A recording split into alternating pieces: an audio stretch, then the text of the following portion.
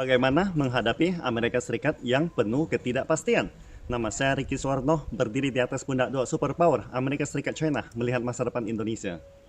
Pada akhir Januari yang lalu, Sekretaris Negara Amerika Serikat Antony Blinken menelpon penasehat negara dan Menteri Luar Negeri China, sehingga netizen dunia langsung mengatakan ketika Paman Sam tidak bisa memperoleh apa yang diinginkan di medan peperangan. Bila tidak sangat terpaksa, mereka baru akan menyelesaikannya di meja perundingan. Itulah sebabnya netizen dunia memiliki alasan untuk percaya bahwa dalam menghadapi kepentingan nyata, Amerika Serikat pasti akan mengubah posisinya. Setelah memasuki abad 21, hubungan China-Amerika Serikat telah mengalami perubahan yang sangat dramatis. Sikap Amerika Serikat terhadap dunia, terutama Rusia dan China, semakin memburuk. Alasan untuk fenomena ini adalah Amerika Serikat yang semakin melemah dan kebangkitan China yang semakin pesat. China semakin melangkah menjadi negara yang kaya dan modern, sedangkan Amerika Serikat sebagai negara hegemonik nomor satu di dunia semakin terbenam.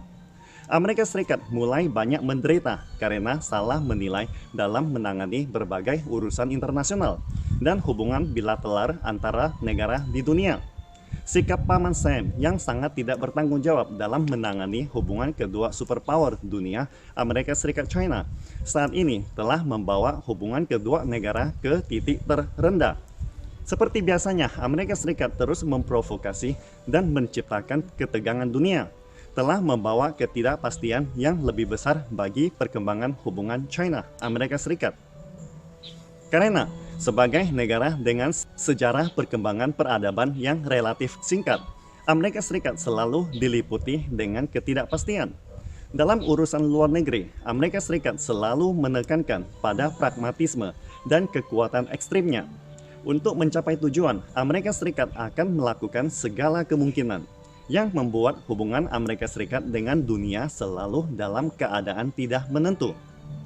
Jika China menangani hubungan China-Amerika Serikat dari perspektif strategis sesuai dengan prinsip dan kebijakannya sendiri, maka fenomena ketidaksinkronan kedua negara akan menjadi semakin jelas. Untuk mengatasi masalah dalam hubungan China-Amerika Serikat, Amerika Serikat sangat perlu mengubah mentalitasnya. Namun, fakta juga menunjukkan Amerika Serikat tidak akan mengubah kebijakannya terhadap China jika bukan karena tidak berdaya di depan China. Amerika Serikat selalu berusaha menggertak dan memaksa China maupun dunia untuk membuat konsesi. Namun, dalam menghadapi sikap keras China, pemerintah Amerika Serikat menyadari telah menendang pelat besi. Dalam menghadapi hubungan China-Amerika Serikat, China juga harus mengubah strateginya untuk menjaga kepentingan nasionalnya serta hak dan kepentingan perusahaan China di dunia. Pertama-tama, filosofi dan budaya tradisional China telah menentukan bahwa ketika berhadapan dengan Amerika Serikat, China selalu menekankan pada situasi keseluruhan, bukannya menaati kepentingan sepihak Amerika Serikat. Namun sayangnya Amerika Serikat yang telah terbiasa dengan hegemoninya selalu memaksakan kepentingannya atas negara lain. Sehingga penekanan Amerika Serikat dalam memperlakukan China dengan posisinya yang kuat sebenarnya merupakan peringatan bagi China bahwa Amerika Serikat adalah negara hegemoni satu-satunya di dunia. Namun sekarang pemerintah Amerika Serikat akhirnya menyadari bahwa rakyat China telah bersatu, sangat kurang memungkinkan untuk menindas China lagi. Itulah sebabnya Amerika Serikat terpaksa bersedia membahas masalah internasional dengan China.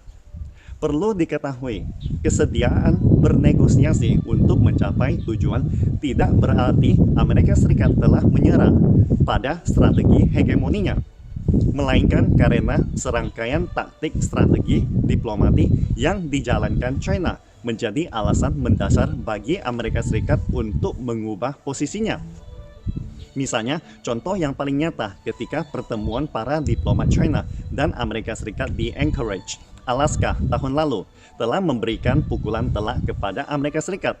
Sejak saat itu, Amerika Serikat mulai menyadari ancaman atau intimidasi Amerika Serikat terhadap China tidak dapat menakutkan China.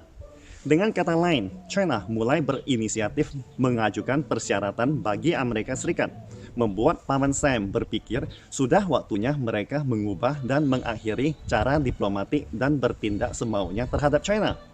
Di masa lalu, China hanya membuat pernyataan lisan ketika menyatakan posisinya, tetapi tidak disertai dengan tindakan nyata. Namun, sejak tahun lalu, China telah memperingatkan Amerika Serikat dengan tindakan nyata. Misalnya, Amerika Serikat mengadakan latihan militer besar-besaran di Laut China Selatan dan sekitarnya untuk mengancam China dan negara ASEAN.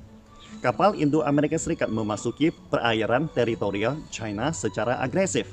Mereka percaya bahwa tentara pembebasan rakyat China tidak akan mengambil tindakan. Namun, komandan kapal Indo-Amerika Serikat dan kapal perusak Amerika Serikat tidak pernah membayangkan bahwa kapal fregat China benar-benar menembakkan peluru nyata untuk memperingatkan kapal perang Amerika. Disertai dengan rudal China langsung menargetkan kapal perang Amerika, memberikan peringatan LCS akan menjadi tempat kuburan bagi kapal Indo-Amerika Serikat.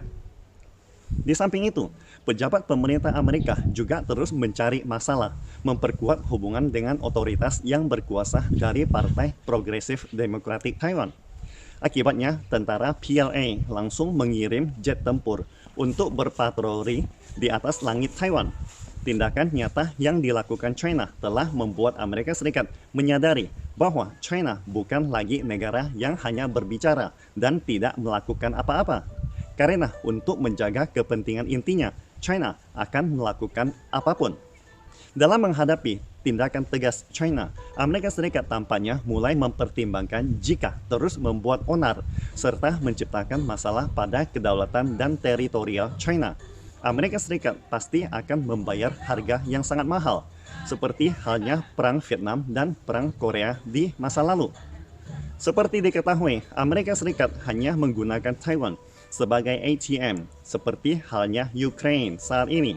Amerika Serikat tidak mungkin mendukung kemerdekaan Taiwan, karena bisa dipastikan China akan mempercepat runtuhnya Amerika Serikat. Kartu Taiwan adalah peluang terakhir bagi Amerika Serikat untuk mengekang perkembangan China. Amerika Serikat mencoba menggunakan Taiwan untuk mendapatkan lebih banyak manfaat. Namun, Taiwan adalah bagian dari China. Dan jika Amerika Serikat terus membuat masalah dengan kartu Taiwan, Amerika Serikat akan dihadapkan dengan dua konsekuensi. Pertama, Amerika Serikat pasti akan kehilangan China, pasar konsumen terbesar dunia. Kedua, Amerika Serikat akan kehilangan China sebagai negara berkembang terbesar di dunia. Tanpa dukungan China, Amerika Serikat akan dipermalukan dan sulit mengatasi masalah dunia. Walaupun Amerika Serikat telah berusaha menyatukan semua sekutu baratnya untuk menjatuhkan China, akan tetapi sangat disayangkan tidak peduli seberapa keras Amerika Serikat mencoba, Paman Sam tetap tidak dapat membentuk aliansi strategis untuk menahan China. Kebijakan memboikot Amerika Serikat telah gagal total. China telah memenangkan lebih banyak teman dengan ideologi pembangunan damainya. Aliansi yang didirikan oleh Amerika Serikat berdasarkan status kekuatan mutlak dalam menekan adik-adiknya juga telah mengalami kegagalan. Sebagai contohnya, Amerika Serikat telah meminta negara-negara Uni Eropa untuk memberikan sanksi kepada Rusia dan anggota NATO untuk memasok Ukraine dengan senjata supaya berperang dengan Rusia. Namun, ditolak mentah-mentah oleh Prancis dan Jerman sebagai pemimpin Uni Eropa. Walaupun Amerika Serikat sangat ingin NATO mengepung Rusia dan Ukraine supaya terjadi konflik, namun baik anggota utama NATO dan Ukraine jelas menyadari bahwa jika mereka mengambil inisiatif untuk berperang, mereka hanya akan membakar dirinya sendiri. Itulah sebabnya segala upaya Amerika Serikat untuk menargetkan Rusia di Eropa tidak pernah mencapai hasil yang diharapkan. Sedangkan di Asia Timur, Amerika Serikat berusaha bersatu dengan Jepang ataupun sekutu lainnya untuk menciptakan masalah tentang Taiwan, memancing China untuk menggunakan militer dalam menyatukan Taiwan. Namun, posisi China dalam menangani masalah Taiwan tetap tidak berubah. China memberikan sinyal yang sangat jelas. Jika Amerika Serikat dan otoritas penguasa Partai Progresif Demokratik Taiwan berani mengambil resiko mendeklarasikan kemerdekaan Taiwan, maka tentara PLA akan menyerang Taiwan kapan saja, menghancurkan para penjahat yang berani memecah belah China dalam mewujudkan penyatuan kembali negara sepenuhnya. Sejak zaman dulu, Chairman Mao telah mengatakan Amerika Serikat hanyalah macan kertas yang berani menggertak terhadap negara yang lebih kecil dan lemah. Sikap Amerika Serikat yang sangat tidak bertanggung jawab dalam menangani hubungan dengan China telah membawa konsekuensi serius bagi Amerika Serikat. Jadi, dalam menghadapi Amerika Serikat yang penuh dengan ketidakpastian, China telah mengadopsi strategi sebagai berikut. Pertama, China akan langsung tit for tat atau saling membalas dengan Amerika Serikat dalam membela kepentingan nasionalnya. Kedua, China bersikeras menangani hubungan China-Amerika Serikat sesuai dengan hukum internasional dan selalu berdiri di atas hukum dan moralitas yang tinggi. Tindakan provokatif Amerika Serikat terhadap dunia hanya akan mendatangkan rasa malu dan penghinaan terhadap Amerika Serikat sendiri. Karena China akan selalu berdiri di sisi keadilan dalam menyelesaikan masalah dunia. Ketiga, China telah melepaskan ilusinya ketika berhadapan dengan hubungan Amerika Serikat-China. China menyadari sepenuhnya bahwa Amerika Serikat adalah negara dengan sejarah peradaban yang relatif singkat, dengan kebijakan luar negeri yang penuh dengan ketidakpastian. Para pemimpin China menekankan China dan Amerika Serikat adalah dua mobil yang berjalan di jalanan. China bersedia bersaing dengan Amerika Serikat. Namun, China akan memprioritaskan perasaan dan kepentingan rakyatnya. China tidak akan berbenturan langsung dengan Amerika Serikat, karena Amerika Serikat tidak punya nyali untuk itu. Meskipun Amerika Serikat memiliki persenjataan terbesar dengan senjata tercanggih di dunia, namun Amerika Serikat tidak berani bertindak gegabah terhadap China, karena China adalah anggota tetap Dewan Keamanan PBB. China akan menghadapi segala tantangan Amerika Serikat dengan sikap rendah hati, dan China akan menangani perselisihannya dengan Amerika Serikat berdasarkan prinsip kepentingan praktis masing-masing. Pastikan Anda subscribe dan follow akun ini supaya senantiasa mendapatkan info terbaru tentang teknologi terkini AI berkaitan. Salam Indonesia Maju!